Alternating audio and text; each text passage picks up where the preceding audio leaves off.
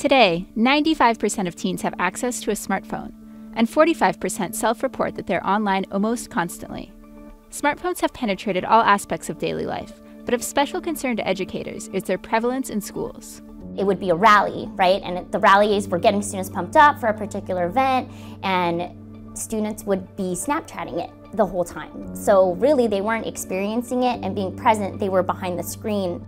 The average kid gets their first smartphone at age 10. That's 5th grade. Most will open their first social media account within the next few years. But some schools are beginning to question the wisdom of allowing kids to enter the classroom with tiny computers and social networks in their pockets.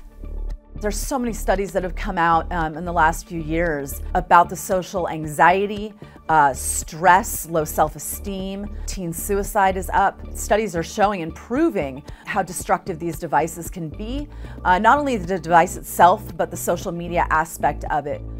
These concerns, along with a general annoyance at phone-gazing concert-goers, led 32-year-old Graham Dugoni to build a device called Yondr, which is essentially a locking smartphone pouch. Users drop their phone in, the pouch locks, and can only be reopened with a large magnet. If something feels weird about modern life to young kids who are dealing with a lot of angst and anxiety in general, maybe it has something to do with relating to the world primarily through a screen 8 hours a day. Silvestri first heard about Yondr from an English teacher at San Lorenzo, who was fed up with her students' lack of focus. She was really frustrated with the relationships that she had with her students in her classroom. And a lot of it revolved around cell phone use. She was constantly telling students to please put their phones away. The teacher, Gina Spears, piloted Yondr in her classroom, and Silvestri was so impressed with the results that she implemented it school-wide, beginning in the 2017-2018 school year. Now, from 8 a.m. to 3 p.m., students must lock their phones inside a Yondr pouch. According to Silvestri, not only has this led to improved grades and a drop in disciplinary issues, but a distinct change in how students relate to each other.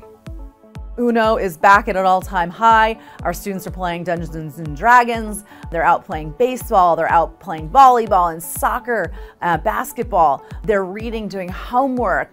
I go to other schools and I don't see that. The schools are quieter, students have their heads down. You'll see them standing in a circle all texting each other or on social media or playing games. However, some still go to great lengths to stay connected to their devices. Students will have multiple cell phones to try and avoid doing Yondr. Like they will have some burner type phone that will go into the pouch and they'll still have another phone on them. Overall, the student response has been mixed, with many expressing initial annoyance while also acknowledging the upsides. Watch, I'm telling y'all. It feels different, feel kind of awkward not having it in your pocket, not expecting it to be there. Everybody was trying to start petitions to stop it. We thought that they were taking a right for us to have our phones, that shouldn't be something the school should have a right to do. In this day and age, technology is like a part of life, like regular life, so we should be using it in school. It was kind of annoying at first, but then I saw the difference between my old school and this school. I see more people interacting rather than being on their phones, especially at lunchtime and break time. It helps me out, concentrate more in class and not hearing that vibration and not having my mind telling me to see it. Before in class, when I check my phone, I'll get in trouble, or I'll be sneaky about it and hide it. And yeah, but now I don't do it. In total, Yondr has partnered with over 1,000 schools across the United States, Canada, and Europe, and worked with over 400 performers, including Dave Chappelle, Jack White, and Chris Rock. The company does little in the way of advertising, so Dugoni says many schools have learned about it through these big-name comedians and musicians who require attendees to lock up their phones at their shows. But it's not just entertainers and school administrators who are taking note. We hear from people all over the place. We're in courts, we do tons of weddings, events, everything down to dentist's office. It's the whole concept applies and relates to everything.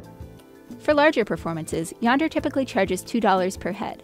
And the price for implementing Yondr in schools varies from $15 to $30 per student, depending on school size.